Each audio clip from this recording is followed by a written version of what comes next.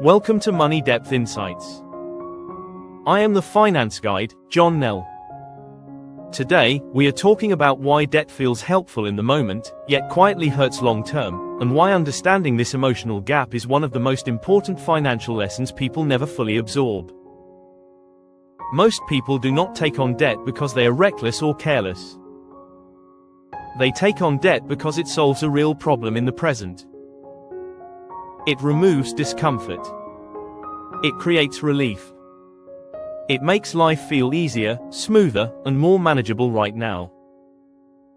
This immediate relief is what makes debt emotionally attractive. Debt works because it moves pain into the future.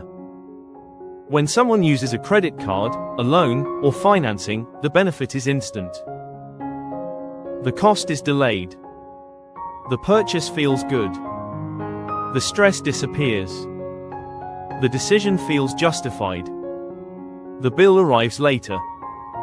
This time separation changes how people evaluate the trade-off. Human beings naturally undervalue future discomfort compared to present comfort. This is why debt feels helpful even when it is structurally harmful.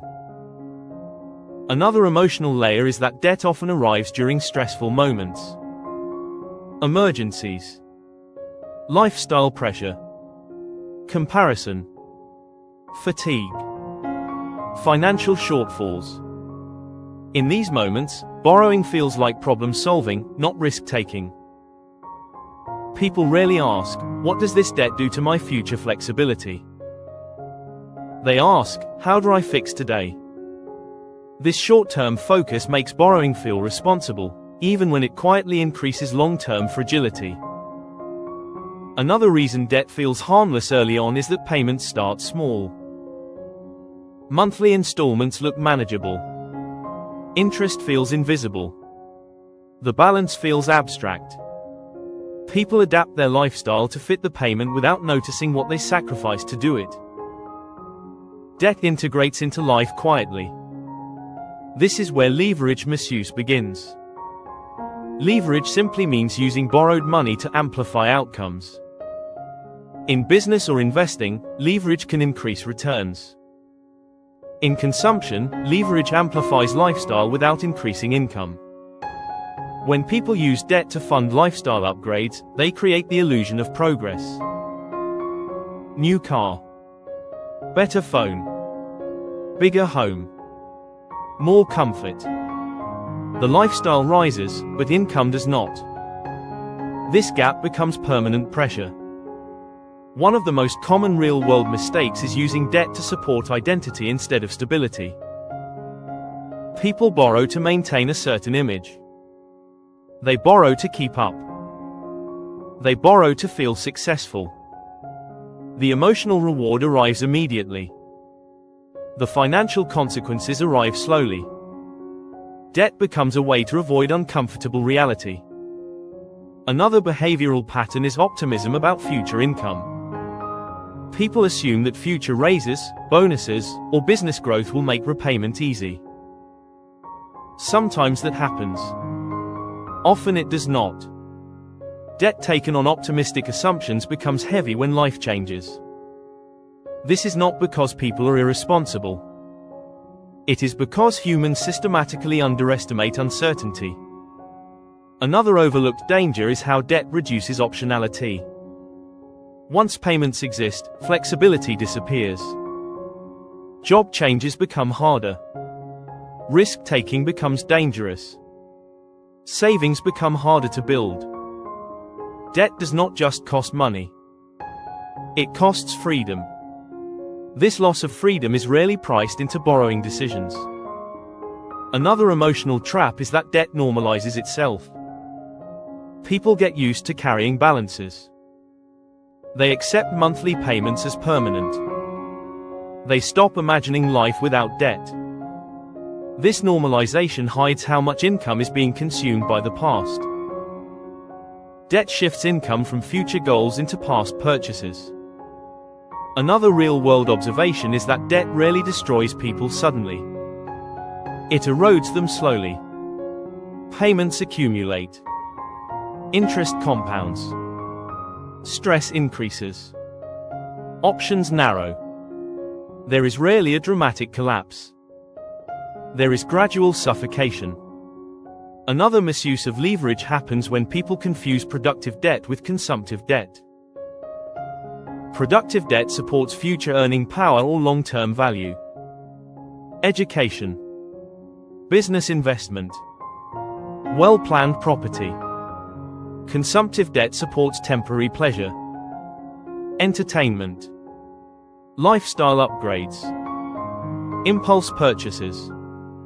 The same loan structure behaves very differently depending on what it funds. Most people treat all debt as equal. It is not. Another emotional factor is comparison culture. Social media shows success, travel, luxury, and comfort. People feel behind. Debt becomes a shortcut to feel caught up. This shortcut delays real progress. Comparison-driven borrowing is one of the fastest ways to trap income. Another dangerous belief is that low interest rates make debt safe. Low rates reduce pain. They do not remove risk. Long duration amplifies cost. Small interest over long time becomes expensive. Comfortable payments hide total cost. Another pattern is using debt to fix cash flow problems. Credit cards become income substitutes. Loans smooth monthly shortfalls. This creates dependency. Debt becomes structural rather than temporary. This is where debt stops being a tool and starts being a trap. Another real-world insight is emotional avoidance. People stop checking balances. They stop reviewing statements. They stop tracking total debt. Avoidance increases damage. Debt punishes silence more than mistakes. Another overlooked cost is mental load.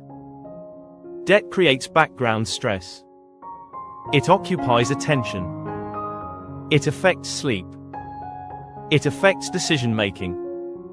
Even manageable debt carries emotional weight. This weight shapes behavior more than people realize. Another misuse of leverage is chasing high returns to escape debt faster. People take excessive investment risk hoping for a quick win. This often makes things worse. Debt pressure increases risk tolerance in unhealthy ways. Another misunderstanding is believing debt is temporary by default. Many people plan to repay quickly. Life intervenes. New expenses appear. Income shifts. Temporary debt becomes permanent. Another emotional trap is thinking that paying minimums equals progress. Minimum payments stretch repayment over years. Interest compounds quietly. Progress feels real, but freedom does not arrive. Another pattern is borrowing repeatedly instead of redesigning habits. People refinance. They consolidate. They transfer balances. The structure changes, but behavior does not. Debt cannot fix financial habits. It amplifies them. People who use debt well do a few simple things differently. They borrow less than they are approved for. They understand total cost, not just monthly cost. They leave margin for uncertainty. They treat repayment as flexibility, not obligation. They use leverage intentionally, not emotionally. The healthiest relationship with debt is neutral. No fear. No excitement. Just clarity. Debt is a tool that moves resources across time. When time is used wisely, debt supports progress. When time is wasted, debt becomes a burden. Debt feels helpful because it solves today. It hurts long-term because it taxes tomorrow. The real danger is not debt itself. It is emotional borrowing. Borrowing to avoid discomfort. Borrowing to feel successful. Borrowing to escape reality. These decisions feel small. They compound into pressure. Understanding this changes behavior. People stop asking, "Can I get this loan?" They start asking, "What does this loan do to my future self?" That shift alone prevents most debt damage. If this explanation helped you see debt more clearly, share your thoughts in the comments. And if you believe this understanding can help someone in your colleague or friend circle, make sure to share it with them. Education grows when knowledge is shared. This video is created for educational purposes only. For more calm, practical, and long-term financial understanding, subscribe to Money Depth Insights. I am the Finance Guide, John Nell, and I will see you in the next session.